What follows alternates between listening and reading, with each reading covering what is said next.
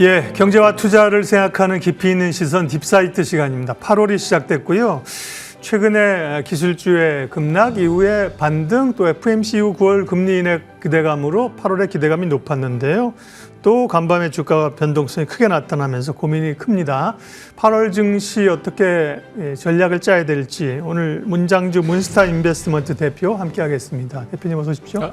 안녕하십니까. 지난 7월 중순에 오셔서 그때는 분위기 좋았는데요. 주가 조정을 말씀을 하고 가셨는데 그때부터 해서 주가가 뭐 조정 정도가 아니라 꽤 큰 기술주 급락이 있었고 또 이제 엊그제는 급반등이 있었고 어제는 또 다시 하락하고 참 정신 차리기 어렵습니다. 시장 어떻게 보시는 진단부터 해주세요. 왜 이렇게 변동성이 커진 건지. 예. 일단은 우리가 병이 났으면 네. 병의 원인을 좀 진단하면 되지 않습니까? 그렇죠. 예. 네, 제가 좀 최근의 흐름에 대해서 좀 말씀을 드리면 네. 실제적으로 이제 7월 이제 고점은 7월 17일에 좀 피크를 치고 그 이후로 이제 좀 하락을 했었죠. 네. 그리고 이제 이틀 전에 이제 BOJ가 있고 FOMC가 열리기 전에 이제 급반등이 있었고, 예. 근데 급반등이었지만 사실 미국 시장 기준으로 봤을 때는 시간에 풀이장에서 많이 움직였을 거예요. 본장보다는.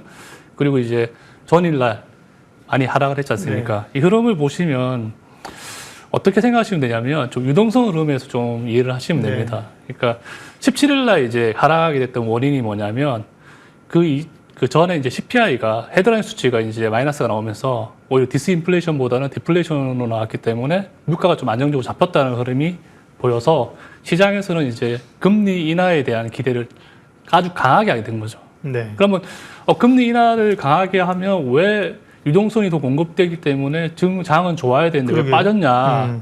요거에 대한 이제 여러분 캐치가 있을 텐데 제가 일전에도 계속 말씀드리는 게 지금까지 유동성 공급은 연준발 유동성 공급이 아니고 재무발, 오히려 이제 파이낸셜 퀀티티 이징으로 보시는 게 더 맞거든요. 그러니까 저는 이제 이 부분을 FE라고 하는데 네. 재무부가 이제 유동성을 공급하는 측면이 오히려 금리가 인하가 되면서 오히려 축소가 될 수 있는 변곡점이 마련했다는 거죠. 아하, 그 어려운 부분이 얘기지만, 좀 어렵고 그리고 이제 그게 시작되면서 이제 금리의 어떤 기준이 바뀌면서 각 단기물부터 장기물의 금리가 바뀌기 시작했지 않습니까? 그리고 이제 이틀 전에 이제 7월 30일 날 이제 시장이 강하게 반등했던 거는 이제 여러분들이 잘 아시겠지만 BOJ의 정책 변화, 최근에 이제 BOJ의 정책 변화에 따라서 이제 엔화가 161엔까지 찍다가 엔화가 이제 150엔을 깨고 149엔까지 강하게 지금 내려왔는데 실제적으로 BOJ에서 했던 정책을 보면 양적 완화의 규모를 축소를 했지만은 그래도 2026년, 2027년까지 계속 지속적으로 QE를 한다는 거였거든요. 채권을 계속 매입하기 때문에 유동성을 계속 공부한다는 측면이 있고 그리고 일본의 경제 상황을 감안을 하면 15bp를 인상을 하는 게 사실 어려운데 아무래도 이제 미국하고 일본은 이제 정책 공조를 많이 하고 있는 상황이고 올해는 대선도 있고 하는데 좀 옐런과 협조를 해서 좀 무리하게 좀 금리를 이제 인상을 하면서 상대적으로 이제 엔캐리 트레이드에 대한 그런 시장의 우려를 많이 완화를 시켰던 거죠. 그 부분이 어떻게 보면 굉장히 릴리프 랠리를 세게 했던 부분이 있는 거고, 그 다음에 전일은 제가 이제 이전에도 이제 계속 말씀드렸지만 7월에 이제 FOMC에서 기준금리를 좀 인하해 주는 게 사실 저는 맞다고 생각을 했고, 실제적으로 시장에서는 저번 주부터 이제 뉴욕 연은의 총재였던 더들리, 그 다음에 연준 인사분들이 물론 전임들이죠. 네. 강력하게 이제 금리 인하를 해야 된다. 그랬는데 실제적으로 뚜껑을 열어보니까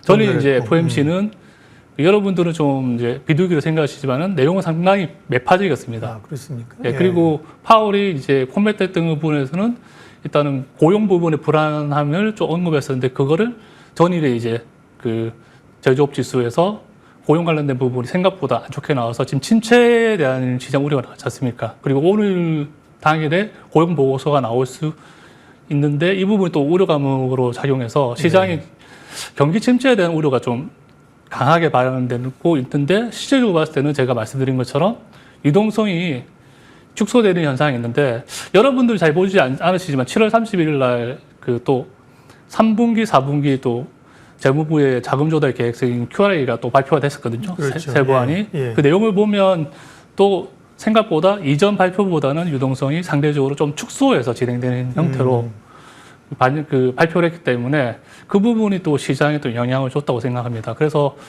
그 유동성 측면이 시장에 생각했던 것보다 다시 축소된 현상이 또 네. 발생됐기 때문에 지금 같은 또 시장의 변동성이 심하고 좀 이제 하락 조정이 나타나는 형태가 진행됐다고 생각하시면 됩니다. 네.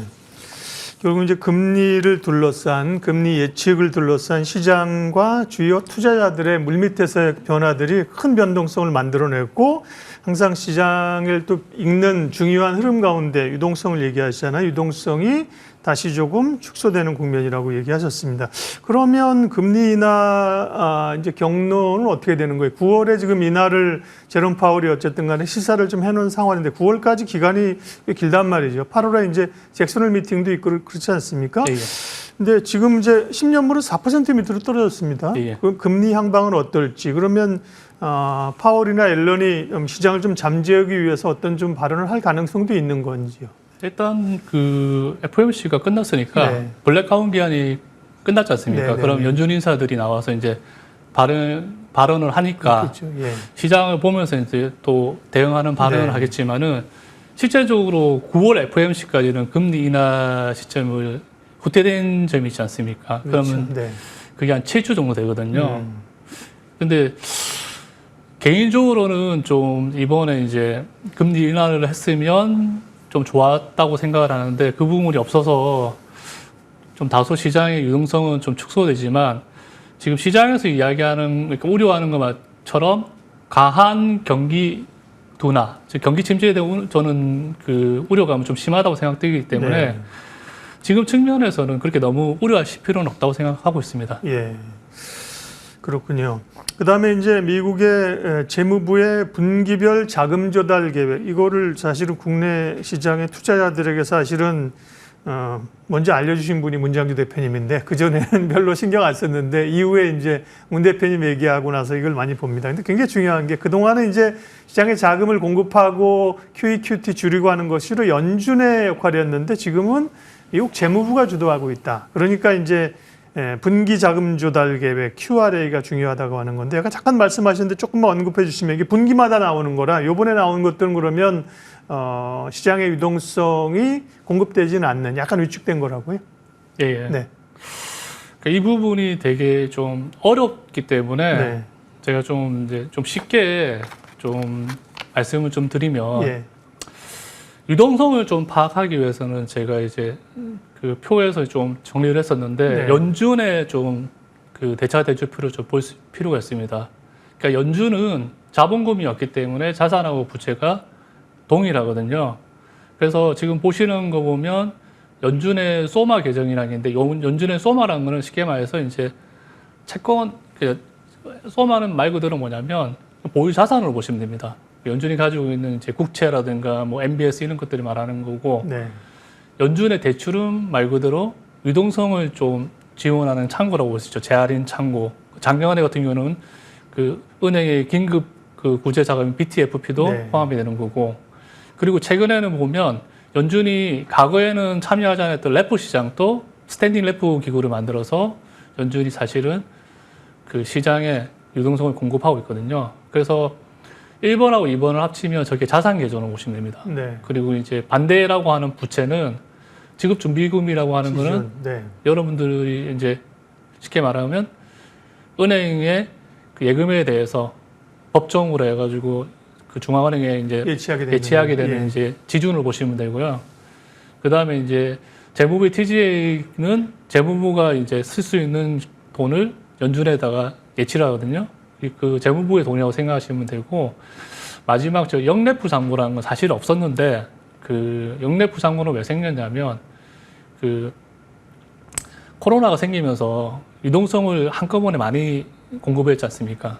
그러다 보면 시중에 필요한 유동성보다 가인 유동성이 공급되는 측면이 있는데 그때 이제 가인 공급된 유동성이 그 시장에 이제 돌아다니면서 혹시 모르는 자산 인플레이션 그러니까 부작용을 좀 막기 위해서 연준이 그 시중 유동성을 좀 흡수해서 관리하기 위해서 나왔던 그런 거로 보시면 됩니다. 그러면 실제적으로 이제 저기서 제일 중요하게 생각하는 건 지급준비금이 어떻게 움직이냐에 따라서 그 표를 만드시면 되는데요. 네. 쉽게 하면 지급준비금은 저기 대차대조표에 따라서 만들게 되면 자산에서 재무부 TGA 계정하고 영내부 잔고를 빼게 되면 그러겠네. 지준이 나오게 되지 않습니까? 그런데 왜 이번에 이제 그 파월이 기준금리 인하하지 않았는데 9월 달에 기준금리를 인하합니다. 예고를 했지 않습니까? 거의 확실하게. 네. 그러니까 이 부분이 왜 실질적으로 유동성을 축소하게 된 거에 대해서 여러분들이 이해를 하시려고 하면 지금 제가 설명드렸던 이 기준을 좀 이해를 하셔야 됩니다. 무슨 말씀이냐면 재무부가 이제 자금을 조달한다고 보면 쉽게 말해서 재무부 TGA 계정에 잔고가 들어가지 않습니까? 그러면 말 그대로 부채에서 재무부 TGA가 증가하게 되면 지주는 축소가 되는 거죠. 하지만 재무부에서 자금을 확보한다는 것은 뭐냐면 곧 뭐 1주나 2주나 3주에 또 재정 지출을 통해서 시중에 유동성을 공급한다는 측면이 되거든요. 그래서 사실 이번에 QRA에서 이번 분기 말에 재무부의 TGA 계정 잔고를 얼마 정도 유지한다는 그 코멘트를 확인하셔야 됩니다. 이번에 이제 그 7월 30일 날 재무부 TGA 계정에서는 3분기 말 9월 말에 8,500억 정도 잔고를 유지한다고 지금 이야기하고 있고요. 지금 현재 잔고는 7,400억 정도이기 때문에 실제적으로 1,000억 정도를 더 쌓아둬야 되는 거죠. 그러면 그만큼 그 돈은 시중에서 흡수를 하게 되는 거고, 그리고 이제 밑에 있는 영내부 잔고가 왜 중요하냐면, 자, 시장은 되게 똑똑하지 않습니까? 그러면 예를 들어서 뭐냐면, 그 9월 달에 금리를 인하한다고 하면, 미리 그거를. 미리 이제 단기물부 장기물이 금리를 그렇죠. 떨어뜨리게 되는 거지 않습니까? 그러면 이제 저 영내부 잔고라는 건 쉽게 말해서 연준이 운영하는 CMA인데, 저 영내부를 살 수 있는 그 돈은 뭐냐면 MLF 자금이 사는 거거든요. 그러니까 MLF 자금은 뭘 사냐면 영내부 잔고를 그 RRP를 이제 사든가 예치를 한다든가 아니면 3개월 미만의 그 짧은 국채를 매입을 하는데, 그 영내포에 대한 금리는 기준금리 하단에 OBP를 준 5.3% 고정을 시킵니다. 그런데 거기에 비해서 대체를 하는 3개월물 비례 금리는 최근에 5.3% 밑으로 떨어졌습니다. 그러면 당연히 이제 MLF를 운영하는 그 운용자는 국채를 사기보다는 영내포 잔고를 늘리면서 오히려 이런 금리의 인하에 대한 예측이 영내부 자금으로 하금 더 유입될 수 있게끔 하면서 시중 유동성을 또 축소시키는 상황이 펼쳐진 거죠. 매우 이제 쉽게 설명해 주려고 설명해 주시는데 듣는 분들은 어렵습니다. 그래서 정리를 해보면, 욕먹을 각오하고 정리를 해보면, 그러니까 결국은 연준발이 아니라 재무부발 유동성이 어떻게 되느냐를 체크하라는 말씀이잖아요. 그게 중요하다는 거고요. 몇 가지 항목을 쭉 얘기를 해주셨는데, 그러면 그 중에서 지금 핵심적인 거는 말씀하신 것처럼 3번, 4번, 5번 이걸 체크하면 되는 거죠. 그러니까 실제적으로 우리가 확인하는 거는 지준이 늘어나느냐가 제일 중요한데. 3번, 특별히. 다른 게 영향을 미치지만, 그죠? 그거를. 근데 이번에 이제 그 FOMC 그 금리 인하 영향으로 재무부 TGA 계정, 그다음 QRA에서 나오는 그 잔고가 증액됐기 때문에 TGA 계정이 늘어나면서 시중 유동성이 축소되고, 그다음에 영내포 잔고가 최근에 금리 인하에 대한 예고로 인해서 영내포로 자금이 더 들어가면서 또 시중 유동성이 축소되는 현상이 보여지면서 지급준비금이 또 축소하는 현상이 벌었다는 거죠. 알겠습니다. 의사분들이 진료를 쫙 하고 나서 뭐 설명을 막 하시면 지금 뭐 혈액에 있어서 뭐가 막히고 그런 환자들은 어렵잖아요. 그래서 어떻게 하라는 겁니까? 그러니까 이제 어쨌든 그런 재무부발 유동성을 지금 체크를 해보면 조금 줄어드는 국면이다. 그다음에 그럼 지준을 어디서 보란 말이냐? 뭐 그 정도는 프레드라는 데 가면 이제 이런 거 잘 나오고요. 그 정도는 체크하실 수 있는 우리 제가 좀 더 이제 순환적으로 좀 들어가면 설명드리면 더 쉬운데, 일단 표를 보시면 그러니까 쉽게 말해서 뭐냐면 지준이 늘어나면 유동성이 좀 늘어나는 거고, 지준이 축소하면 당연히 유동성이 떨어지지 않습니까? 근데 이제 제가 이제 QRA를 좀 더 설명드리면 5월 달에 이제 2분기, 3분기에 대한 발표가 제가 노란색을 보시면 2분기에는 제가 축소된다고 말씀드렸고 예, 예. 3분기부터는 이제 유동성이 늘어나니까 제가 여름에 뜨거울 거로 말씀드렸지 않습니까? 특별히 단기 국채 동향을 보라셨잖아요. 예. 그렇죠? 예. 근데 이제 그 보시면 5월 1일 날 이후부터 장이 되게 강했었잖아요. 그러니까 여기에 예고에 이미 3분기 7, 8, 9에 예. 유동성이 강하게 들어갈 수 있다. 이런 부분이 반영이 됐었는데 예. 그 7월 30일 날 나왔던 거를 보시면 넘겨주세요. 다음 페이지거든요. 예, 예, 예. 그 보시기 비교했는데 그 5월 1일 날 발표된 그 QRA에선 3분기가 단기 국채가 2,900억 정도를 공급하는 건데 네. 그 이틀 전에 발표했던 이게 표시를 잘못하셨는데 네. 1분기, 2분기가 2분기, 아니고 2분기, 3분기에 대해 3분기, 4분기. 3분기, 4분기. 네, 아랫단. 아래 3분기, 4분기입니다. 예, 예. 여기 아랫단 보시면 2,900억이 대한 이게 1,810억 축소돼 있지 않습니까? 이 부분이 사실은 이제 QT가 축소되고 했던 부분이 네. 설명을 해야 되는데 네. 쉽게 말씀드려서 뭐냐면 그 QT를 했던 자금을 장기 국채를 더 발행하게 되고 네. 상대적으로 단기 국채를 덜 발행하면서 실제적으로 시중의 예. 유동성이 축소되는 현상이 좀 발생이 된 거죠. 수정을 잘 해주셨습니다. 이사년 밑에 거는 7월에 이제 7월 말에 나온 거는 3분기, 4분기고요. 특별히 단기 국채 쪽에서 유동성이 그러니까 이 늘었는데 QRA 내용을 보면 시장에서는 예전에 발표됐던 그렇죠. 내용보다는 대부분 유동성 예. 자체가 축소될 수 있고 그리고 이제 동시에 이제 코멘트를 뭐라고 뒀냐면 예. 9월 말에 TGA 잔고가 현재는 7,400억 정도 되는데 네. 8,500억 수준까지 잔고를 더 증액시킨다고 했기 때문에 그 네. 돈만큼 시중의 유동성이 또 빨아드는 현상이 생깁니다. 그래서 보시면 그러면 이틀 전에 장이 왜 이렇게 올랐냐?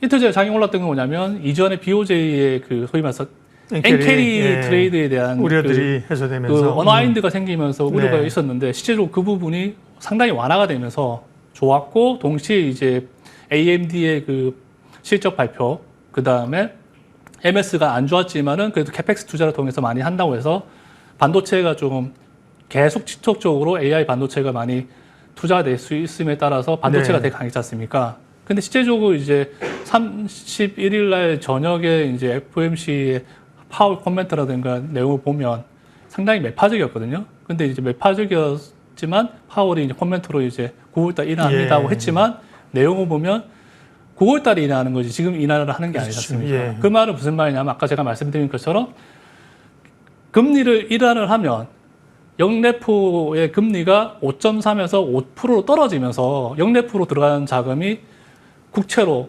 유입이 될 수 있는데 그 기간 동안 이제 영래포의 금리는 5.3 고정된 상태로 이미 9월달에 예고되어 있는 단기 국채 금리만 떨어진 상태가 되기 때문에 오히려 단기 국채로 돈이 안 가는 상황이 생기거든요. 알겠습니다. 네.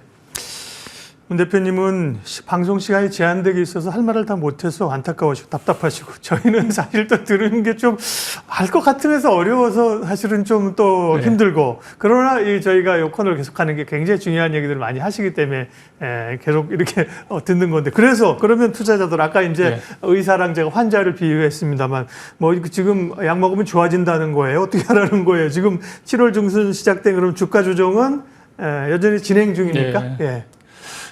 주가 조정은 예. 그 10월 초 중순까지는 진행된다고 봐야 됩니다. 예. 제가 이제 말씀드린 거는 그 1차 조정의 가격 하락폭은 제가 봤을 때 그 완성이 됐는데 예. 그 대반등이 이제 있겠지만은 그래도 이제 2차로 오는 조정은 9월, 10월 달에 저는 올 거라고 보고 있고 지금 말씀드렸던 그 유동성 축소 과정이 또 9월 달에 또 심하게 또 진행이 되기 때문에 네. 9월, 10월 달에도 추가적 조정이 있을 수 있습니다. 하지만 8월에는 제가 이제 말씀드릴 수 있는 거는 급격하게 유동성이 축소되는 구간보다는 제가 보시는 차트를 네. 보시면 지금 미국 자금 조달 현황에서 보면 지금 7월도 증가하고 있고 8월도 이 현상에 따라서 유동성은 좀 증가합니다. 네. 하지만 9월에는 축소가 될 예정이거든요. 그리고 이런 현상이 미리 이제 선 반영돼서 가격이 많이 빠져 있지 않습니까? 그렇죠. 그런 상황에서 제가 말씀드린 것처럼 경기 침체 우려는 저는 가하게 있을 뿐이지 실제로는 오지 않다 생각하기 때문에 그 부분까지 만약에 로이즈가 발생돼서 가격이 하락한다면 오히려 그 단기적으로는 좋은 단기 기회가, 트레이딩 기회가 생길 수 있는 거죠. 네. 하지만 길게 봤을 때 3분기 말까지 예. 9월 말이나 10월 초 중순까지는 이런 이제 조종장. 제가 저번에 말씀을 그랬지 않습니까? 좀 긴 소나기가 아니고 긴 장마 기간으로 네네, 생각해서 그렇죠. 여러분들을 좀 안전하게 보호할 수 있는 우산이라든가 그런 우비를 좀 장만하시라고 했지 않습니까? 그렇게 좀 길게 현명하게 좀 접근하시면 네. 될 것 같습니다. 그러니까요. 뭐 9월 10월까지 이제 지금 이제 조정이 있었던 게 되반등이 있었지 않습니까? 그러고 나서 왔다 갔다 하면서 또 좀 조정의 기간이 이렇게 좀 길어질 수 있다. 9, 10월은 약하다. 다만 8월은 많이 떨어지면 오히려 이제 좀 올라올 수 있는 반등 구간으로 이용해도 된다는 말씀이 있습니다. 그러면 시장의 주도주는 어떻게 되는 거예요? 기술주는 특별히 어떻게 되는 거예요? 조정이면 기술주들도 올랐다 떨어졌다를 이제 반복하는 겁니까? 기술주를 대체할 수 있는 앞전에 나왔던 뭐 중소형주나 뭐 혹은 가치주로의 어떤 로테이션 뭐 그런 가능성은 어떻게 봐야 됩니까? 제가 마지막 질문이신 것 같아서 네. 그 미국 옵션 현황 그 표를 좀 띄워주시면서 제가 설명을 좀 마무리 짓겠습니다. 일단 전일에 중소형주 지수인 러셀이 제일 많이 하락을 했지 않습니까? 그러게요. 예. 그 이유는 뭐냐면 어저께 제조업 지표, 그다음에 고용 쪽에서 안 좋았기 때문에 경기에 대한 둔화 우려가 심했지 않습니까? 그래서 실제적으로 그 경기가 좋지 않으면 중소형주가 좋지 않거든요. 그래서 최근에 이제 순환매 형태로 들어왔던 부분은 제가 봤을 때는 이제 순환매 기대는 이미 끝났다고 생각되기 때문에 그런 중소형주는 그렇게 순환이 되지 않고 네. 그 미국의 빅테크는 오히려 안전자산입니다. 예. 이익을 많이 벌고 사실 어저께 이제 아마존 알프도 발표했지만은 기업 실적이 되게 좋지 않습니까? 그런 측면에 봤을 때는 오히려 돈을 많이 벌고 있는 빅테크 입장에서는 금리가 높은 상태에서 오히려 더 현금을 좋게 하면 안 되거든요. 빅테크는 오히려 안전자산으로 보시면 되기 때문에 지금 현재 나스닥 지수가 많이 하락을 했지 않습니까? 네. 보시면 미국은 이제 옵션 시장이 많이 이제 발달돼 있는데 여기 SPX는 S&P 관련되어 있는 지수 선불로 보시면 되는데 여기 이제 그 풋월이라고 하는 부분까지는 그 기본적으로 하락을 하더라도 방어하게 돼 있습니다. 근데 이제 전일 종가가 5,440 중인데 최근까지 5,400을 국권에 지켰었거든요.